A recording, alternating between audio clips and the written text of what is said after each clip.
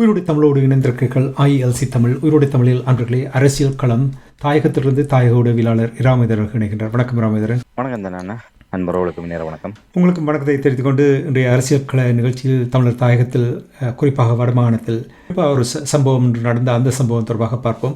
வடமராட்சி பருத்துறை பகுதியிலிருந்து மீன்பிடிக்க கடலுக்கு சென்ற 2 படகுகள், அதில் இருந்தவர்கள் காணாமல் போய்விட்டார்கள் என்ற விடயங்கள் செய்திகளினூடாக அறியக்கூடியதாக இருந்தது. இந்த சம்பவம் தொடர்பாக என்ன நடந்தது என்று கூறுவீர்களா இராமேதரன்?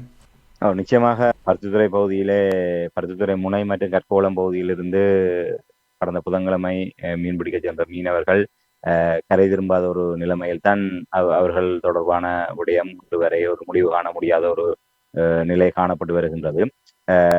வழக்கமாக புதன்கிழமை அவர்கள் முனைப்பகுதியிலிருந்து நள்ளிரவு 12 மணி அளவிலே அவர்கள் கடலுக்கு சென்றிருக்கின்றார்கள். கற்கோளம் பகுதியிலிருந்து மாலை 6 மணி அளவிலே அவர்கள் கடலுக்கு சென்றிருக்கின்றார்கள். இவ்வாறு கடலுக்கு சென்றவர்கள் பெரும்பாலும் இந்த வழிவலை என்று சொல்லக்கூடிய இந்த பாரம்பரிய தொழில்முறையிலே தொழிலுக்கு செல்லக்கூடியவர்கள் இந்த வடமராட்சி கடல் பிரதேசத்திலே இந்த தொழில் நடவடிக்கை என்பது பெரும்பாலும் ஒரு இன்றைய நாள் மதியத்துக்கு பிற்பாடு இருந்து மாலை இல்லை முன்னிரவு வரை அவர்கள் தொழிலுக்கு புறப்பாடு ஆரம்பித்து மறுநாள் காலை அதிகாலை முதல் காலை ஒரு 8 மணி 9 மணிக்குள்ளாகவே கரை திரும்பி விடுவதுதான் வழக்கமான ஒரு நடைமுறையாக இருக்கின்றது.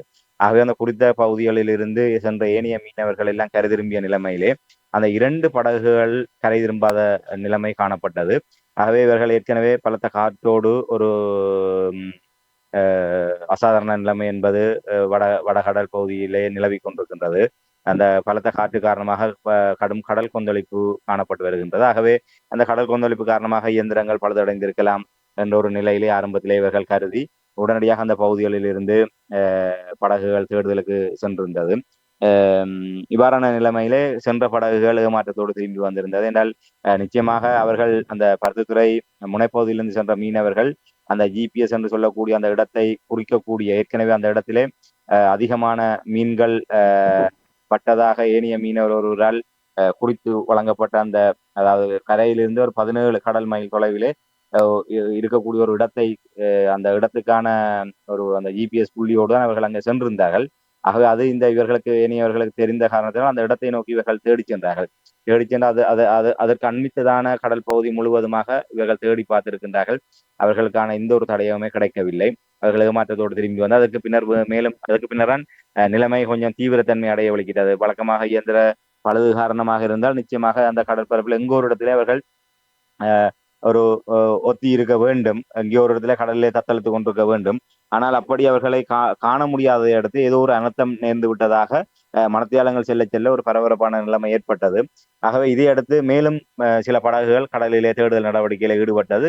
இதற்கு முன்னதாகவே நான் நினைக்கிறேன் காலை 8 மணிக்கு அவர்கள் திரும்பாத நிலையிலே ஒரு 9-10 மணி அளவிலே கடத்தொழில் பரிசோதகர் ஊடாக கடத்தொழில் நீர்வளத்துறையினுடைய உதவி பணிப்பாளர் மற்றும் கடத்தொழில் அமைச்சர் போன்ற தரப்பினருக்கு இது தொடர்பான தகவல் வழங்கப்பட்டது. ஆகவே அவர்கள் தங்களுடைய துறை சார்ந்து அந்த மீனவர்களை உறுதிப்படுத்துவது, அந்த படகுகளுடைய பதிவுகளை உறுதிப்படுத்துகின்ற விடயத்தினூடாக கடத்தொழில் பரிசோதகரினால் அது உறுதிப்படுத்தப்பட்டு தன்னுடைய மேலதிகாரிகளுக்கு அது அனுப்பப்பட்டது. இவர்கள் ஒரு ஏற்கனவே பதிவுக்குட்பட்ட படகில் தான் இவர்கள் ஒரு மீனவர்கள் இங்கே சென்று காணாமல் போயிருக்கிற அந்த தகவல் தெரிவிக்கப்பட்டது. அவ்வாறு தெரிவிக்கப்பட்ட நிலைமையிலே நான் பருத்தித்துறை நகர வின்சென்ட் போல் டக்ளஸ் போல் அவர்களும் இந்த விடயம் தொடர்பாக அந்த சம்பவத்திலே நின்று அந்த மீனவர்களோடு தேவையான ஒத்துழைப்புகளை வழங்கி கொண்டிருந்தார். அது தவிர கடத்தொழில் நீரியல் வளத்துறையினுடைய உதவி பணிப்பாளரோடு தொலைபேசி தொடர்பு கொண்டு உடனடியாகவே உலங்கு வானூர்தி ஒன்றை என்றால் கடற்படை கலங்களை அங்கே அனுப்பி சோதனை செய்வதோடு ஒரு உலங்குவான் உறுதியை இந்த மீட்பு தேடுதல் நடவடிக்கைகளை பயன்படுத்தினால் மிக விரைவாக ஏதாவது ஒரு விடயங்களை கண்டறிய முடியும் என்பதாக அவர் சுட்டிக்காட்டியிருந்தார். அதுக்கான நடவடிக்கை எடுப்பதாகவும் கூறப்பட்டது. ஆனால் முதல் நாள் வியாழக்கிழமை இரவு வரை அதற்கான எந்தவித நடவடிக்கைகளும் எடுக்கப்படவில்லை. கடற்படையோ இல்லை உலங்குவான் உறுதியோ அந்த இடத்துல செல்லவில்லை. அப்போ இவ்வாறான ஒரு நிலைமையில் தான் அவர்கள் ஒரு மிக ஏமாற்றத்தோடு முதல் நாள் தேடுதல் நடவடிக்கை என்பது கைவிடப்பட்டிருந்தது. 2வது நாள் தேடுதல் நடவடிக்கையும் இன்றைய தினம் காலையிலே முன்னெடுக்கப்பட்டது. காலையிலே அவர்கள் 5-5:30 மணிக்கு சுமார் 25 படகுகளிலே அவர்கள் அந்த மீனவர்களை தேடி புறப்பட்டார்கள். அதிலே ஏற்கனவே நேற்றைய தினம் அந்த கற்கோளம் பகுதியிலிருந்து தேடி சென்ற படகுகள் ஒரு கடல் பகுதியிலே ஒரு வலைகள் படகு போன்ற பொருட்கள் அங்கே கடலிலே மூழ்கி இருப்பதை அவதானித்ததாகவும் அந்த இடத்துக்கான அந்த ஜிபிஎஸ் குறிப்புள்ளி அவர்கள் எடுத்து வந்து இன்றைய தினம் மேலதிக படகுகளோடு அந்த இடத்துக்கு சென்றார்கள். ஆகவே ஒரு கடலிலே வலை படகு போன்றவை மூழ்கி இருந்த காரணத்தினால் மீனவர்களும் அதற்குள் சிக்குண்டு இருக்கலாம் என்று கருதப்பட்ட நிலைமையிலே இன்று அதிகாலை புறப்பட்ட படகுகளிலே ஆழ்கடல் சுழியோடிகளும் அதிலே உதவிக்கு அழைத்து செல்லப்பட்டிருந்தார்கள். அந்த சிலிண்டர்களை பொருத்தி கொண்டு ஆழ்கடலில் சுழியோடி தேடுதல் நடவடிக்கை மேற்கொள்கின்ற ஏற்பாடுகளோடு சுமார் 25 படகுகள் இன்றைய தினம் வெள்ளிக்கிழமை அதிகாலை தேடுதல் நடவடிக்கை புறப்பட்டிருந்தன. அவர்கள் அந்த பகுதிகளுக்கு சென்றபோது மிகப்பெரிய ஒரு ஏமாற்றத்தோடு தான் இன்றும் கரை திரும்பி இருக்கின்றார்கள். அவர்கள் எந்த விதமான அதாவது இந்த காணாமல் போன 4 மீனவர்கள், அதிலும் கட்கோளம் பகுதியில் சென்ற மீனவர் தந்தையும் மகனும் கடலுக்கு சென்ற நிலைமையிலே காணாமல் போயிருக்கின்றார்கள். இங்கே முனைப்பகுதியில காணாமல் போனவர்களும் அந்த கட்கோளம் பகுதியில காணாமல் போனவர்களும் கிட்டத்தட்ட ஒரு உறவு முறையில நெருக்கமானவர்கள். ஆகவே ஒரே குடும்பத்தை இல்லை ஒரே உறவு முறை உறவுக்குட்பட்டவர்கள்லாம் இந்த 4 மீனவர்களும் காணாமல் போயிருக்கின்றார்கள். ஆகவே 2வது நாள் தேடுதல் நடவடிக்கையும் மிகுந்த ஏமாற்றத்தோடு வருங்கையோடு தான் வருகின்ற ஒரு நிலைமை காணப்பட்டிருக்கின்றது. கடலிலே கடுமையான ஒரு நீரோட்டம் காணப்படுவதன் காரணமாக, அதாவது நீரோட்டம் என்பது ஆழ்கடலை நோக்கியதான நீரோட்டமாக இருக்கின்ற காரணத்தினால் அவர்கள் அந்த எதையுமே கணிக்க முடியாத ஒரு நிலைமை காணப்படுவதாகவும் தாங்கள் நேற்றைய தினம் அந்த வலைகள் தாண்டிருந்ததாக அந்த குறிக்கப்பட்ட இடத்திலிருந்து இன்று காலை செல்கின்ற போது கிட்டத்தட்ட 5 கடல் மைல் தொலைவுக்கு அங்காலே அது இழுபட்டு சென்ற நிலையிலே அது காணப்பட்டதாக அவர்கள் கூறுகின்றார்கள். அப்ப பாருங்கள், அவ்வளவு மிகப்பெரிய ஒரு ஒரு ஒரு ஒரு எடை கூடிய அந்த விலைகள் கிட்டத்தட்ட ஒரு சொல்லக்கூடியதாக இருக்கக்கூடிய விடயம் என்றால் இந்த சூடை தொழிலுக்கு அவர்கள் சென்றிருக்கின்றார்கள். ஒவ்வொரு படகிலும் 600, 700 கிலோ சூடைகள் பட்டதன் காரணமாக பட்டிருக்கின்றது. இங்க பயன்படுத்தப்படுகின்ற படகுகளிலே அவ்வாறான எடைகளோடு அதிகமான எடைகளோடு வருகின்ற போது கடல் கொந்தளிப்பான நேரத்திலே படகுகள் மூழ்குவதற்கான வாய்ப்புகள் அதிகம் இருக்கின்றது. ஆகவே இந்த ஒரு படகு கிட்டத்தட்ட 1000 கிலோவுக்கு மேற்பட்ட சூடை மீன்கள் பட்டிருக்கலாம் என்று கருதப்படுகின்றது.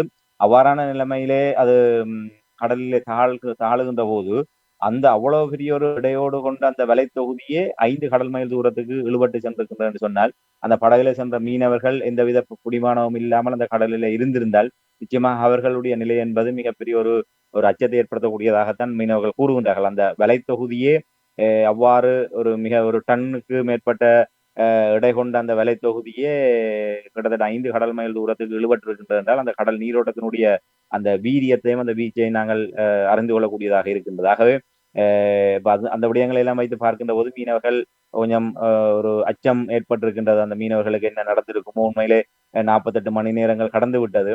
48 மணி நேரம் கடந்து விட்ட நிலையிலும் இன்னும் அவர்கள் தொடர்பான ஒரு சிறு தடயத்தை கூட காண முடியாத ஒரு நிலைமை காணப்படுகின்றது. ஆகவே அவர்கள் உயிரோடு இருப்பதற்கான வாய்ப்புகள் என்பது மிக மிக குறைவாக இருக்கலாம் என்பதாக மீனவர்கள் கருதுகின்றார்கள். ஆகவே இது தொடர்பாக அவர்களுடைய குடும்பத்தார், உறவினர்கள் எல்லாம் மிகப்பெரிய ஒரு சோகத்தோடு காணப்படுகின்றார்கள். உண்மையில காலத்துக்கு காலம் இவ்வாறான விடயங்கள் இடம்பெற்றுக் கொண்டுதான் இருக்கின்றது. கடலிலே மீனவர்களுடைய நிலைமை என்பது, வடபகுதி மீனவர்களுடைய நிலைமை ஒரு பக்கம் இந்திய இழுவைப்படகளுடைய ஆக்கிரமிப்பு, உள்ளூர் தடை செய்யப்பட்ட மீன்பிடி முறைகளினால் பாதிப்பு, கடல் வளம் அளிக்கப்பட்டு கொண்டிருக்கின்றது. அது ஒரு இவ்வாறான ஒரு உயிருக்கு உத்தரவாதம் இல்லாத ஒரு தன்மை, ஒரு நாதியற்ற நிலைமையிலே தமிழர்கள் மட்டுமல்ல, தமிழ் மீனவர்களும் அவ்வாறான நிலைமையில் இருக்கின்றார்கள். அதனுடைய அண்மித்த சாட்சியாக தான் இந்த 4 மீனவர்கள் என்று அவர்களே என்று கிட்டத்தட்ட நேற்றைய தினம் 10 படகுகள் கடலில் தேடி சென்றார்கள்.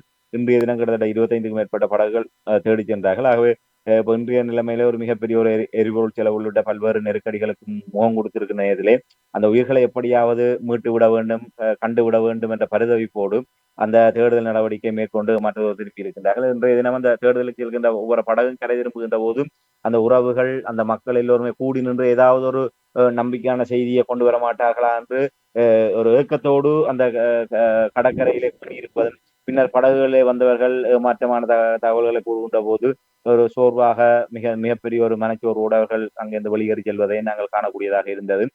ஆகவே உண்மையிலே ஒரு மீனவர்களுடைய வாழ்க்கை என்பது மிகப்பெரிய ஒரு ஒரு துயரந்தோய்ந்த வாழ்க்கை. உண்மையிலே ஏனைய எல்லா தொழில்களிலுமே ஆபத்துகள் இருக்குது. ஆபத்தில்லாத தொழில்கள் என்று எதுவுமே இல்லை. அந்தந்த தொழிலுக்கேற்ற வகையிலான ஒரு ஏற்ற இறக்கங்களோடு அதற்கான ஆபத்துகளும் இருக்கின்றது. ஆனால் கடல் என்பது நாங்கள் விமானத்திலே போகின்ற போது விமான விபத்து எவ்வாறு ஏற்படுகின்ற போது, அதே போன்று கடலிலே செல்கின்ற போது அங்கு ஏற்படுகின்ற அனர்த்தங்கள் என்பது ஒரு 100% மரணத்துக்கு இட்டு செல்லக்கூடிய வகையிலான ஒரு பின்புலத்து. ஆகவே தினம் தினம் கடலுக்கு செல்கின்ற எங்களுடைய மீனவர்கள் மரணத்தோடு உறவாடித்தான் அவர்கள் அந்த தங்களுடைய ஜீவனோபாயத்துக்காக அந்த கடல் தொழிலில் ஈடுபட்டு வருகின்றார்கள்.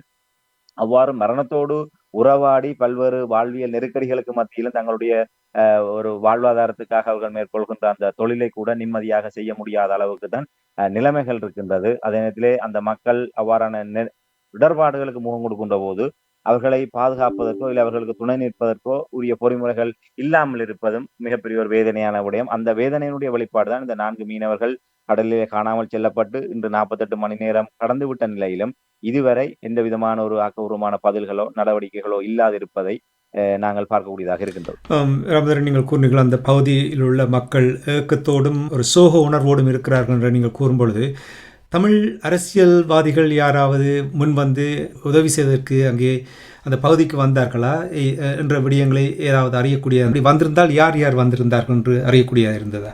உண்மையில் இப்ப இந்த விடயத்தோடு தொடர்பட்ட கடத்தொழில் அமைச்சர் என்ற வகையிலே அந்த கடத்தொழில் அமைச்சருடைய இணைப்பாளர், அந்த வடமராட்சி பகுதிக்கான இணைப்பாளர் ஊடாக அந்த விடயம் தெரியப்படுத்தப்பட்டு கடத்தொழில் அமைச்சருடைய உதவியாளர் அந்த மீனவர் சங்கங்களுடைய தலைவர்களோடு தொலைபேசியில தொடர்பு கொண்டு தாங்கள் நடவடிக்கை எடுப்பதாக கூறியிருந்தார்கள். ஆனால் எந்த நடவடிக்கைகளும் இதுவரை எடுக்கப்படவில்லை என்ற குற்றச்சாட்டு மீனவர்களால் முன்வைக்கப்பட்டு வருகின்ற நிலைமையிலே தமிழ் தேசிய கட்சிகள் சார்பாக நீங்கள் கேட்டதை போல உண்மையிலே நேற்று முன்தினம் கஜேந்திரகுமார் பொன்னம்பலம் அவர்கள் சம்பவ இடத்துக்கு உடனடியாகவே வருகை தந்து நேற்று முன்தினம் மாலை இரவு வேளை அவர் அங்கே வருகை தந்து அந்த முதல் நாள் தேடுதல் நடவடிக்கையை சென்று அங்கிருந்து ஒரு தொகுதி வேலைகள் கொண்டு வரப்பட்டது. அந்த வேலைகளை பார்வையிட்டதோடு அந்த மீனவர்களோடு, அந்த மீட்பு நடவடிக்கையில் ஈடுபட்ட மீனவர்களோடும், அந்த கடலிலே காணாமல் போன அந்த மீனவர்களுடைய குடும்பத்தார் மற்றும் சக மீனவர்களோடும் சங்க நிர்வாகத்தினரோடும் நேரடியாக கலந்துரையாடி நிலைமைகளை கேட்டறிந்தார்.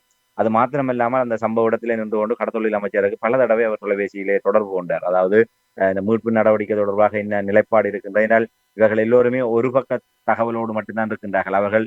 அவர்களுக்கு தகவல் சொல்லியாகிவிட்டது. கடற்படை என்ன செய்கின்றது, விமானப்படை என்ன செய்கின்றது, இல்லை அமைச்சு மட்டத்தில் என்ன விதமான நடவடிக்கைகள் முன்னெடுக்கப்படுகின்றது என்பது தொடர்பாக எந்த தகவலுமே தெரியாத ஒரு நிலைமையில் தான் கஜேந்திரகுமார் பொன்னம்பலம் அவர்கள் அதை கேட்பதற்காக எவ்வாறான நடவடிக்கை ஏதாவது முன்னேற்றம் இருக்கின்றதா என்று கேட்பதற்காக அமைச்சர் சந்திரசேகர் அவர்களை நேரடியாக பல தடவை தொடர்பு கொண்ட போது அவருடைய அந்த தொலைபேசி அழைப்பை அவர் ஏற்றுக்கொள்ளவில்லை.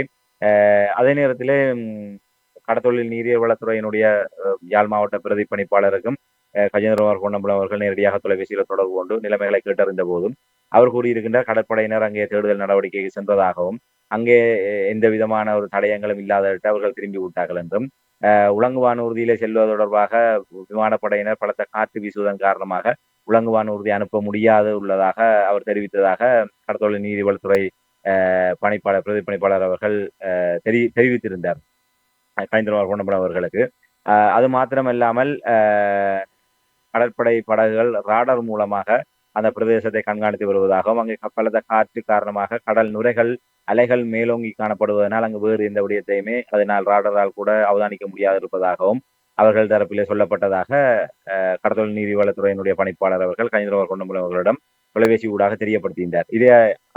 இதை அடுத்து யாழ் மாவட்ட அனர்த்த முகாமைப்பு பிரிவினுடைய பணிப்பாளரிடமும் நேரடியாக தொலைபேசியிலே தொடர்பு கொண்டு இந்த விடயங்கள் தொடர்பாக கேட்டறிந்திருக்கின்றார். ஆக அவர்களும் இந்த தகவல்களை அவரும் அங்கே தெரியப்படுத்தி இருக்கின்றார். ஆகவே உடனடியாக கஜேந்திரகுமார் பொன்னம்பலம் அவர்கள் அங்கே சம்பவத்தில் இருந்து கொண்டு சம்பந்தப்பட்டவர்களோடு தொலைபேசியிலே தொடர்பு கொண்டு அந்த விடயங்களை கேட்டறிவதற்கு முயற்சி எடுத்த விடயமும் மீனவர்களை நேரடியாக சென்று பார்வையிட்டு அவர்களுடைய வேதனைகளையும் அவர் அவர்களுடைய வேதனையிலும் பங்கெடுத்த விடயம் என்பது அப்போது மக்களிடையே ஒரு மிகுந்த ஒரு ஆறுதலை ஏற்படுத்தக்கூடியதை நாங்கள் நேரடியாக அவதானியக்கூடியதாக இருந்தது. அது மாத்திரமில்லாமல் இன்றைய தினம் காலையிலே நண்பர்கள் அளவில் ஸ்ரீதரன் அவர்கள் அங்கே பங்கு பெற்றார். மயிலட்டி காணி விடுப்பு போராட்டத்துக்கு சென்று விட்டு அவர் வருகின்ற போது இங்கே வந்து அந்த பகுதி மீனவர்களோடு அவர் நேரடியாக கலந்துரையாடி இருந்தார். கலந்துரையாட அவரும் கடத்தொழில் அமைச்சர் சந்திரசேகர் அவர்களுக்கு பல தடவை தொலைபேசியில் அழைப்பை ஏற்படுத்த முற்பட்டார். ஆனால் அவர் அந்த அழைப்பை ஏற்கவில்லை. அதற்கு பின்னர் அந்த கடலிலே காணாமல் போன மீனவர்களுடைய குடும்பத்தாரை நேரில் சந்தித்து ஆறுதல் தெரிவித்து விட்டு அவர் சென்றிருக்கின்றார். இந்த விடயங்கள் தொடர்பாக பாராளுமன்றத்திலும் முக்கிய இடங்களிலும் இந்த விடயங்கள் தொடர்பாக பேசுவதாக கஜேந்திரகுமார் பொன்னம்பலம் மற்றும் ஸ்ரீதரன் அவர்களினால் அந்த மீனவர்களுக்கு தெரிவிக்கப்பட்டிருக்கின்றது.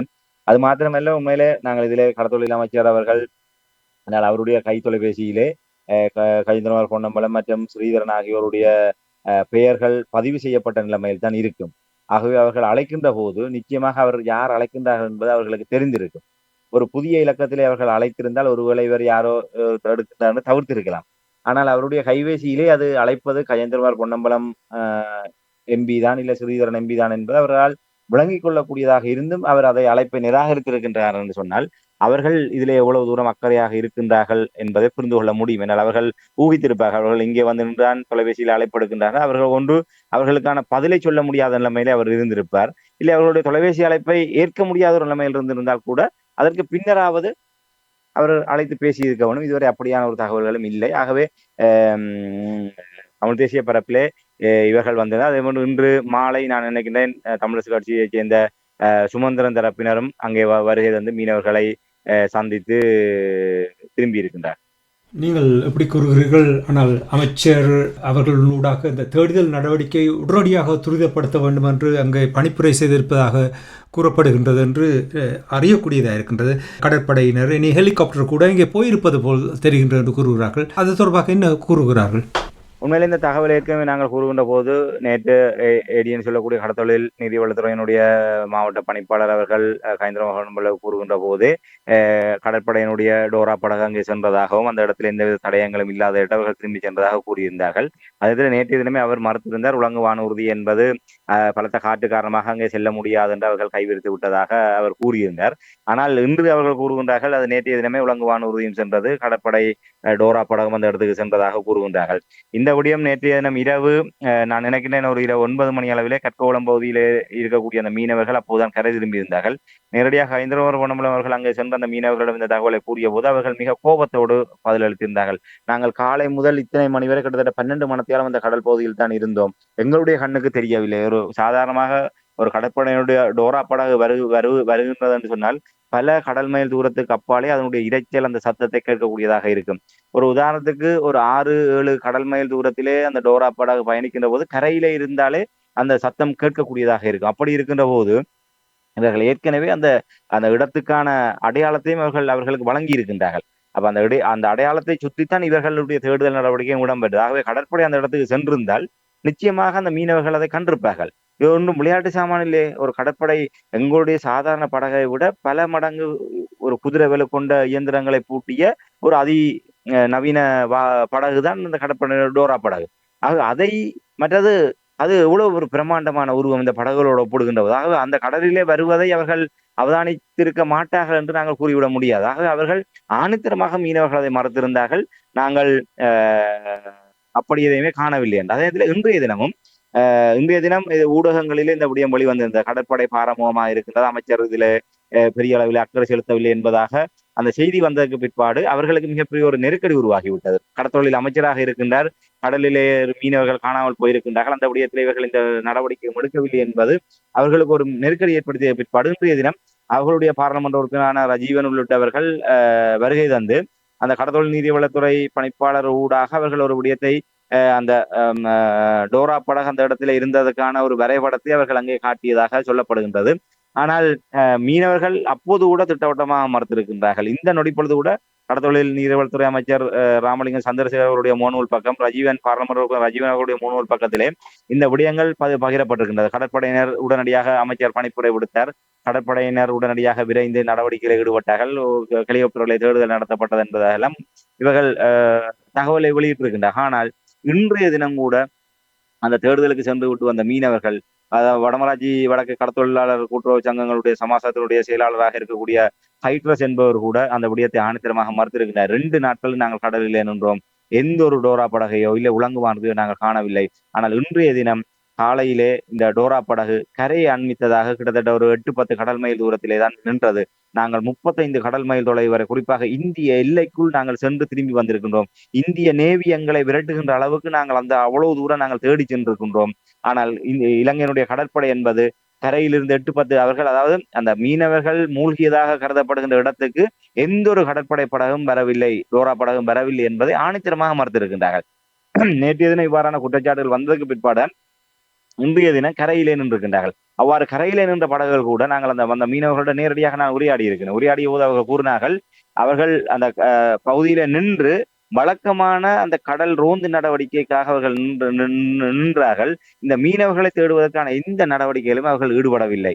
அதாவது தாங்கள் காலையிலே அந்த மீனவர்களை தேடிச் செல்கின்ற போது தங்களுடைய படகுகளை எல்லாம் வழிமறித்து சோதனை செய்து அப்ப தாங்கள் இந்த காணாமல் போன மீனவர்களை தான் தேடிச் செல்கின்றோம் என்று கூறியதற்கு பிற்பாடு தங்களுடைய படகு இலக்கங்கள் அந்த மீனவர்களுடைய அந்த விவரங்கள் எல்லாவற்றையும் பதிந்து விட்டு அனுப்பியதாக கூறுகின்றார்கள். மீள மாலை திரும்பி வருகின்ற போது எங்களை விரட்டி வந்து ஏதோ கடத்தலிலே ஈடுபடுகின்ற படகுகளை இடையிலே கலைத்து வந்து பிடிப்பதை போன்று மறைத்து சப்பாத்துக்காரர்கள் உண்மையிலே ஒவ்வொரு தொழிலிலும் அவர்கள் தங்களுடைய தொழிலை புனித தன்மையாக பார்ப்பார்கள். கடத்தொழிலாளர்களை பொறுத்தவரையிலே அந்த படகு, அந்த மீன்பிடி உபகரணங்கள், அந்த படகினுடைய உள்பகுதி எப்போதுமே அவர்கள் வெற்றி கால்களோடு தான் அதை புழங்குவார்கள். அந்த செருப்போ சப்பாத்து கால்களோடு அங்கே நடமாடுவது என்பது அந்த தொழிலை அவமதிப்பதாக கருதுவார்கள். அவர்கள் எவ்வளவு எடுத்து கூறிய போது கூட அந்த கடற்படையினர் சப்பாத்து கால்களோடு படகில் இறங்கி படகுகளை சோதனையிட்டு அவர்களை ஒரு மிக ஒரு உள ரீதியாக அவர்களுக்கு ஒரு நெருக்கடி. ஏற்கனவே அவர்கள் 2 நாட்களாக கடலுக்கு சென்று தங்களுடைய மீனவர்களை காணவில்லை என்ற ஒரு மன வேதனையோடு வருகின்ற போது கடற்படையினரும் கரையிலிருந்து நாங்கள் பார்க்கின்ற போதே அந்த கடற்படை அவர்களை கலைத்து வந்து வழிமறைத்து அவர்களை சோதனை செய்ததெல்லாம் நாங்கள் கரையிலிருந்து பார்க்கக்கூடியதாக இருந்தது. ஆக அதெல்லாம் அவர்களுக்கு மிகப்பெரிய ஒரு இதைத்தான் அவர்கள் செய்திருக்கின்றார்கள். இவர்கள் அந்த மீட்பு நடவடிக்கைக்கு சென்ற படகுகளை இவர்கள் இவ்வாறு தொந்தரவு செய்தார்களே தவிர எந்த ஒரு அந்த மீனவர்கள் காணாமல் போனதாக கருதப்படுகின்ற இடத்திலே இந்த கடற்படையினர் சோதனையிலே ஈடுபடவில்லை. அப்படி மீனவர்களுடைய ஆதங்கம் என்னவென்று சொன்னால், இப்ப நேற்றைய தினமே கடற்படையினர் அந்த தேடுதல் நடவடிக்கையில ஈடுபட்டிருந்தால், இல்லை நகரவிதா வின்சென்டி போல் டக்ளஸ் போல் அவர்கள் சுட்டிக்காட்டியதை போன்று உலங்கு வானூர்தியை பயன்படுத்தி இருந்தால் படகுகள் கவிழ்ந்ததுக்கு பிற்பாடு கடல் நீரிலே தத்தளித்துக் கொண்டு மீனவர்கள் இருப்பதை இலகுவாக அடையாளம் கண்டிருக்க முடியும். ஒருவேளை அவர்கள் உயிரோடு இருந்திருந்தால் காப்பாற்றுவதற்கோ இல்லை இன்றைய தினம் அவ்வாறான நடவடிக்கை இடம்பெற்றிருந்தால் ஒருவேளை அவர்கள் ஒரு எதிர்பாராத விதமாக கடலில் மூழ்கி உயிரிழந்திருந்தால் கூட 24 மணி நேரத்துக்கு பின்னர் அவர்களுடைய உடல்கள் மிதப்பதற்கான வாய்ப்புகள் இருக்கின்றது. ஆக அவ்வாறு அடையாளம் காணப்பட்ட அந்த உடல்களை கூட மீட்பதற்கு இன்று பாருங்கள் அந்த குடும்பங்களுக்கு அவர்கள் இருக்கின்றார்களா இல்லையா என்று தெரியாத ஒரு பரிதவிப்பு நிலைமைக்கு அவர்கள் தள்ளப்பட்டிருக்கின்றார்கள். இது சில வேளை வருடக்கணக்காக கூட அவர்கள் அப்படியே கடலிலே சென்றவர்கள் எங்காரோடத்திலே கரை சேர்ந்திருப்பார்களா, இல்லை ஏதாவது ஒரு ஒரு மயக்க நிலைமையில இருந்திருப்பார்களா, இல்லை இதோ கற்பனையிலே அவர்கள் வாழ வேண்டிய நிலைமைக்கு தள்ளப்படுவார்கள். ஆகவே இந்த நிலைமைக்கெல்லாம் இவர்கள்தான் காரணம். அதாவது பொறுப்பற்ற முறையில இவர்கள் செயல்படவில்லை. அமைச்சர் மற்றும் பாராளுமன்ற உறுப்பினர் ரஜீவன் ஆகியோர் முகநூல் தளங்களிலே அரசியல் செய்வது என்னால் இந்த இடத்திலே வந்து நின்றிருந்தா தெரிந்திருக்கு. அந்த மீனவர்கள் எவ்வாறான மனநிலையில் இருக்கின்றார்கள், மிக கொந்தளித்து போயிருக்கிறார். சிறிதனவர்கள் வந்து அங்கே மீனவர்களோடு உரையாடிய போது அந்த பகுதியில மீனவர்கள் சொன்னார்கள், இந்த அரசாங்கம் உங்களை ஏமாற்றி விட்டது, நாங்கள் மீட்கின்றோம், நாங்கள் நடவடிக்கை நேவி அனுப்புகின்றோம், ஹெலிகாப்டர் அனுப்புகின்றோம் என்றெல்லாம் கூறிவிட்டு கடைசியாக எதையுமே அனுப்பவில்லை. நாங்கள் எங்களால் செய்ய முடியாதுன்னு சொல்லியிருந்தால் நாங்களே நேற்றைய தினமே ஒரு முழு வீச்சாம தேடுதல் நடவடிக்கையில் ஈடுபட்டுருவோம். கடற்படை பார்க்கின்றது, ஹெலிகாப்டர் போகின்றது என்று நம்பி நாங்கள் இருந்து விட்டோம். இன்று காலம் கடந்து விட்டது. காலம் கடந்ததுக்கு பிற்பாடு கூட இன்னும் அவர்கள் இந்த நடவடிக்கை எடுக்கவில்லை. ஆகவே இந்த அரசாங்கம் உங்களை நம்ப வைத்து மோசம் செய்து விட்டது.